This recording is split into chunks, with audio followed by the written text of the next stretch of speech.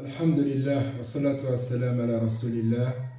Subhanaka la ilma lana illa ma alamtana, innaka antal alimul hakim. Wa la fahma lana illa ma fahamtana, innaka antal jawadul karim.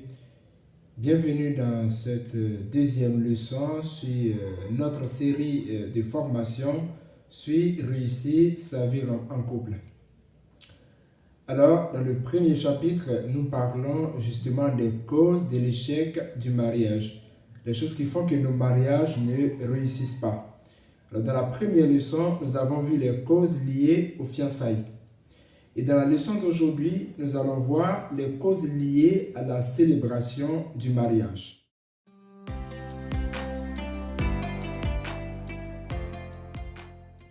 Alors, si nous parlons des causes liées à la célébration du mariage, il faut savoir qu'il y a plusieurs causes.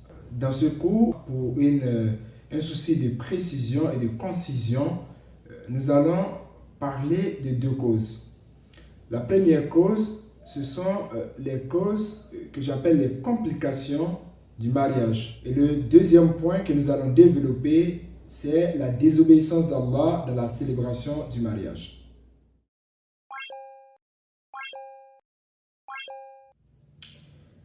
Parlons tout de suite du premier point, les complications du mariage. Le prophète sallallahu alayhi wa sallam dit dans un hadith, Khayru nikahu aysarahu. Le meilleur mariage est le plus facile. Alors, plus nous facilitons un mariage, plus il sera béni chez Allah subhanahu wa ta'ala, et plus la vie en couple qui s'en suivra sera une vie de paix, sera une vie réussie. Alors nous, aujourd'hui, comment nous faisons nos mariages? Quelles sont les complications que nous mettons dans nos mariages?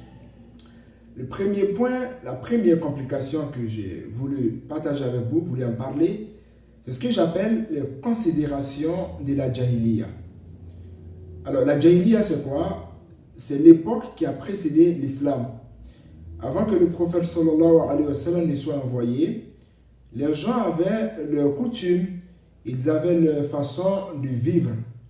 Et nous avons appelé cette époque la Jahiliya parce qu'ils vivaient sur des principes qui n'étaient pas inspirés de la guidée, qui n'étaient pas inspirés de la science. C'était une époque de superstition. Et Allah Ta'ala a envoyé Rasulullah sallallahu alayhi wa sallam pour nous sortir de cette époque obscure et nous guider vers la lumière de l'islam. Donc, quand Rasulullah vient, il nous montre les choses qu'on faisait et qui ne sont pas à faire. Le prophète sallallahu alayhi wa sallam dit dans un hadith, lorsque vient à vous celui dont vous êtes satisfait de la religion et du comportement, mariez-le. Si vous ne le faites pas, il y aura une épreuve sur la terre et façade al-harib et beaucoup de catastrophes. Ce que vous voyez, et beaucoup de désordre, et beaucoup de désobéissance, beaucoup de difficultés. Et aujourd'hui, nous pouvons voir ces difficultés. Nous n'avons pas suivi ce hadith de Rasulullah, nous pouvons voir les difficultés qui sont dans nos mariages. Aujourd'hui, quand quelqu'un veut se marier, est-ce que nous regardons ces deux choses? Le prophète nous a donné que deux choses. Quelqu'un vient demander la main de votre fille en mariage, le prophète dit de regarder sa religion. Est-ce que son comportement religieux ou bien ses vertus religieuses sont bonnes? Est-ce que c'est quelqu'un qui craint Allah? Est-ce que c'est quelqu'un qui prie? Est-ce que c'est quelqu'un dont on est satisfait de son islam? Si ça c'est ok, la deuxième chose, c'est de regarder son comportement en société. Est-ce que c'est quelqu'un qui a un bon comportement en société? Est-ce que c'est quelqu'un qui est pudique, qui respecte les personnes âgées et autres points? Donc, le prophète dit que dès que ces deux points-là sont OK, mariez-le. Si ces deux points sont OK, on marie la personne. Alors que chez nous aujourd'hui, vous allez demander quelqu'un en mariage, les considérations de la Jahiliya, ils vont par exemple vous dire vous êtes de quel groupe ethnique? Vous êtes de quelle région? Vous êtes de quelle nationalité? Donc, on va refuser de marier des gens à cause de leur nationalité, ou bien de marier les gens à cause de leur origine. Allah il a dit, nous vous avons créé différents peuples, différentes races et tout, pour que vous vous entreconnaissiez. Inna akramakum indallahi atqakum. Le meilleur d'entre vous auprès d'Allah est le plus pieux. Donc le plus important chez Allah, c'est la piété. Ce n'est pas la couleur de la peau, ce n'est pas l'ethnie, la langue parlée, la région de provenance. Ces choses-là sont des considérations de la jahiliya. Et deuxième point, il dit de regarder son comportement. Et comme nous l'avons dit dans le cours précédent, il est même recommandé de faire des enquêtes sur celui qu'on veut marier. On va aller voir des gens qui le connaissent mieux, leur poser la question. Un tel demande ma fille en mariage, qu'est-ce que vous pensez de lui? Et là, le prophète dit que quand on nous demande un tel conseil, il faut dire la vérité, il ne faut pas cacher, ça ne rentre pas dans la médisance. Si c'est quelqu'un que tu connais qui fait pas mal de bêtises, tu vas dire, ah franchement, voilà ce que moi je sais de lui, il fait ceci, il fait cela, c'est mon avis sur lui. Parce que c'est ce que tu sais. Est-ce que vous voyez? Donc c'est deux choses. La religion ça va, le comportement ça va, on dit que mariez-le. Donc ces considérations de la jahiliya, l'ethnie, la provenance et autres, ce sont des choses à bannir. Par exemple, il y a une sœur qui, qu'Allah lui facilite, jusque-là, elle est dans des difficultés parce que quelqu'un l'a demandé en mariage et son père estime que la personne n'est pas fonctionnelle. Subhanallah. C'est-à-dire qu'elle travaille en fonction publique. Le gars, le monsieur qui veut la marier, il travaille, c'est un commerçant, alhamdulillah, qui fait ses affaires, qui s'en sort bien. Mais son père refuse sous prétexte que toi tu es fonctionnaire, il faut que tu te maries à quelqu'un qui est fonctionnaire également. Donc c'est même pas qu'il n'a pas d'argent ou bien qu'il ne se suffit pas, qu'il ne pourra pas prendre soin de sa fille, non. Donc ça, ce sont les considérations de la jahiliya. Et nous allons faire en sorte, si nous voulons qu'il y ait déjà la bénédiction dans notre mariage et que ce soit un mariage réussi, nous allons déjà faire en sorte de suivre le conseil de Rasulullah sallallahu alayhi wa sallam. La deuxième complication dans le mariage, ce sont les questions de dot. Donc aujourd'hui, quand nous faisons nos mariages, la dot est un grand problème. Et la dot, effectivement, fait partie des obligations qu'Allah subhanahu wa ta'ala a instaurées pour le mariage. Il n'y a pas de mariage sans dot. La dot est une obligation décrétée par Allah subhanahu wa ta'ala. Donc ça fait partie des choses les plus importantes, les choses fondamentales dans le mariage. Cependant, le prophète sallallahu alayhi wa sallam dit khayru sadaq aysarahu. La meilleure dot est la plus facile, est la plus modérée. Donc, la dot doit être quelque chose de modéré. Alors, dans nos communautés, dans nos complications que nous faisons aujourd'hui, c'est que dans la plupart de nos mariages, la dot même, qui est ce qu'Allah a décrété, vient en second plan. Les familles ont leurs propres coutumes et les coutumes ne sont certes pas à bannir dans le mariage, puisque l'islam n'a pas demandé de laisser nos coutumes dans le mariage, tant que ce ne sont pas des choses qui vont venir être une désobéissance à Allah subhanahu wa ta'ala. Donc on peut célébrer le mariage comme on veut, en tout cas selon nos coutumes, tant que ce n'est pas contraire à un précepte religieux.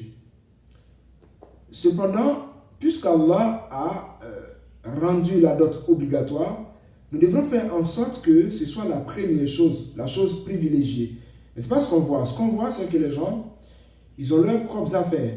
Il y a de l'argent qu'on doit donner, par exemple, au père, ou bien qu'on doit donner à l'oncle, à la tante qui a élevé l'enfant. Et ce sont ces choses. Et dans la plupart des mariages que nous célébrons, par exemple, les gens vont nous dire que, voilà un cas qui m'a, par exemple, choqué. Nous sommes allés négocier, c'est-à-dire pour un frère qui se mariait, nous faisons les démarches. Donc, nous sommes allés voir la famille de la femme pour négocier les conditions qu'ils avaient posées. Parce qu'ils avaient fait une très longue liste comme ça. Il faut acheter combien de complets de pagne, et puis il faut donner quoi. Ça faisait vraiment beaucoup d'argent. Donc, on va pour négocier. Et la famille nous dit, bon, on peut négocier la dot, mais le reste des choses, on ne peut pas négocier. Subhanallah, vous voyez. Donc la dot, c'est Allah qui l'a obligé. Ça, ils disent qu'on peut négocier. Mais le reste des choses, que c'est pas Allah qui... C'est eux-mêmes qui ont imposé, ça on ne peut pas négocier. Est-ce que vous voyez? Donc c'est vraiment compliqué. Avec ce genre de comportement, on enlève la baraka. La dot même, Allah demande, Rasul demande de modérer, de faciliter. Et puis maintenant, des choses qui ne sont même pas la dot seront compliquées. Donc franchement, pour qu'il y ait la baraka dans le mariage, il faut faciliter la dot, comme l'a dit Rasulullah sallallahu alayhi wa sallam. Faciliter la dot, mais faciliter les autres dépenses qui sont liées au mariage et ne pas hésiter à aider le couple. C'est-à-dire que la femme, la famille de la femme ne doit pas dire c'est lui qui est venu demander notre fille en mariage, donc à lui de faire tout. Non, vous aussi vous priez Allah pour qu'on prenne votre fille. Donc si Allah a accepté votre prière et que quelqu'un veut marier votre fille, ne faites pas comme si c'est l'homme seul c'est son bonheur à lui seul.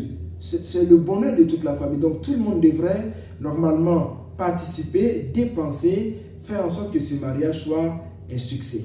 Le deuxième point parmi les causes de l'échec de nos mariages est, comme annoncé, la désobéissance d'Allah dans la célébration.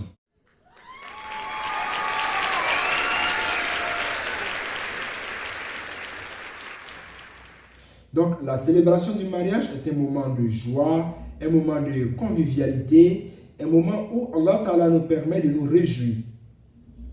Donc, on doit organiser de la fête, on doit être joyeux, on doit bien se divertir. En tout cas, c'est un moment de joie, où on permet même aux femmes de se retrouver, de chanter et de se réjouir. Cependant, il y a des actes qui sont interdits et qui restent interdits même quand nous devons nous réjouir. Le premier, c'est l'ostentation. L'ostentation à ria. Donc, quand nous nous marions, nous devrons éviter qu'il y ait des actes ostentatoires dans notre façon de faire la fête ou bien de célébrer le mariage. Il ne faut pas le faire pour, comme on dit, se montrer. Est-ce que vous voyez? Parce que tout ce que nous allons dépenser dans le mariage, en fait, fait partie de l'adoration d'Allah subhanahu wa ta'ala. Puisque Rasulullah sallallahu alayhi wa sallam dit dans un hadith, il citait par exemple les bonnes actions, il a dit, et dans les relations intimes qu'il a avec son épouse, sadaqa, c'est une aumône. C'est-à-dire dans les rapports charnels entre l'homme et sa femme, Allah leur donne une récompense. Et quelqu'un dit à Rasulullah, quelqu'un satisfait ses désirs et il a une récompense pour ça. Et le prophète sallam lui dit, qu'est-ce que tu crois? S'il avait fait cela dans le haram, est-ce qu'il aurait eu un péché? Oui. Et alors s'il le fait dans le halal, il aura aussi une récompense. Donc le mariage, tu te maries pour toi-même, tu prends ta femme pour toi-même et tout, tu te fais marier, ton mari, c'est ton mariage. Cependant, Allah te récompense pour le bien que tu fais. Donc tout l'argent qu'on dépense pour le mariage, on le dépense pour Allah. Et pour ça, on doit suivre les recommandations islamiques en matière de dépenses.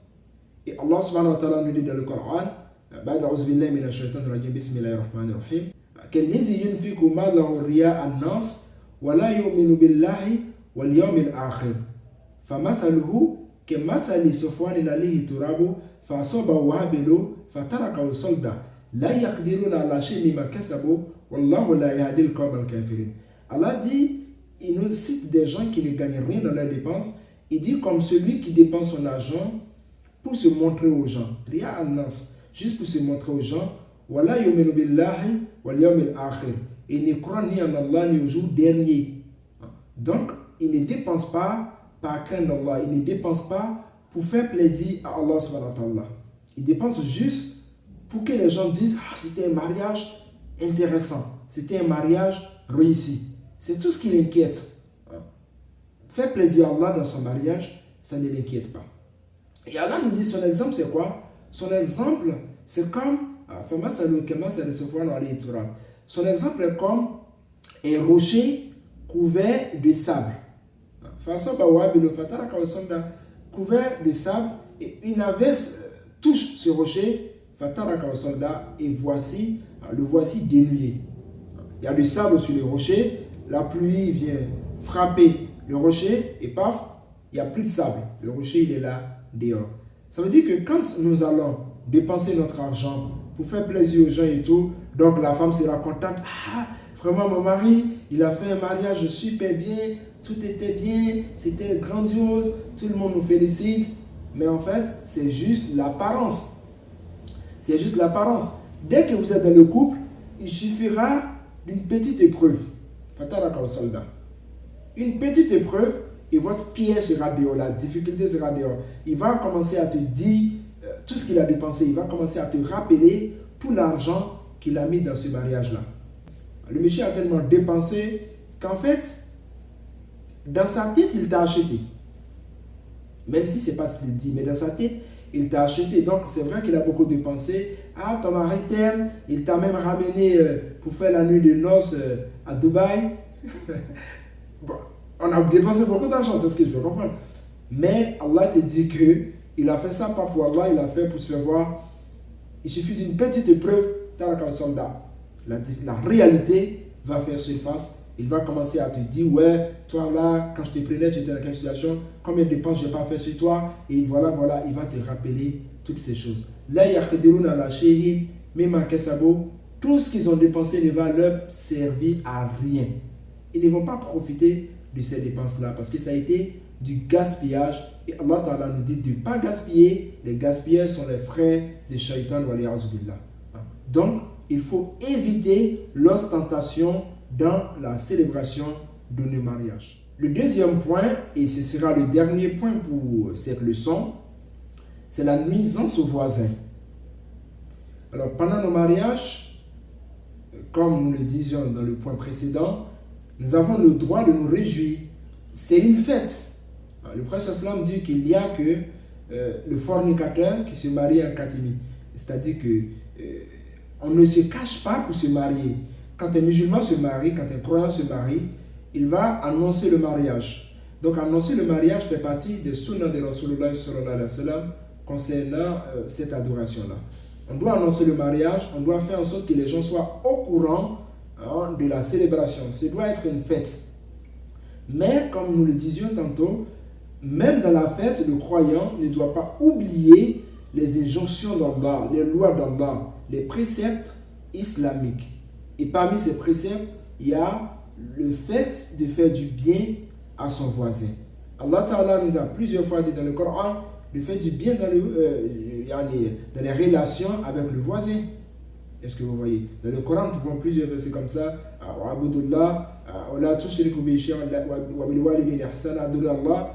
Ne lui associez rien.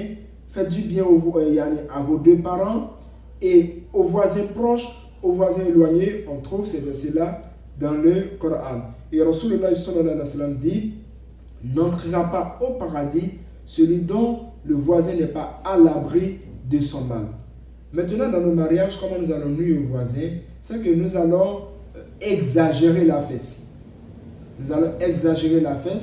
Pour faire la fête, nous ne sommes pas obligés d'être entendus à 10 km. Pas obligés. La réjouissance ne concerne que ceux qui sont invités au mariage. C'est justement pour ça que nous invitons les gens.